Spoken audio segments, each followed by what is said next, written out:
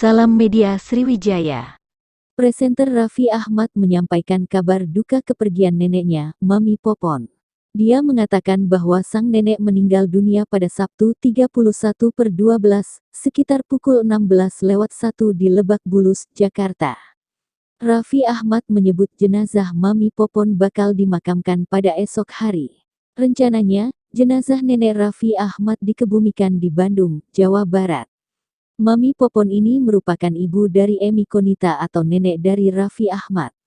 Semasa sakitnya Raffi Ahmad kerap mengunggah postingan bersama neneknya dan minta doa untuk kesembuhannya. Sebelum sakit, Raffi Ahmad juga sering mengabadikan momen kebersamaannya dengan sang nenek yang ia unggah di akun media sosialnya. Seperti diketahui, Mami Popon tinggal di Bandung, sedangkan cucu-cucunya berada di Jakarta. Raffi Ahmad pernah menceritakan bahwa kakeknya atau suami dari Mami Popon bernama Raden Ahmad Surya Hadinata itu merupakan seorang jenderal polisi dan termasuk keluarga terpandang.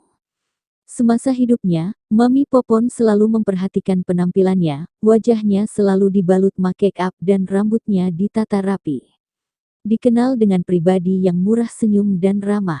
Itu sebabnya nenek Raffi Ahmad selalu nampak awet muda.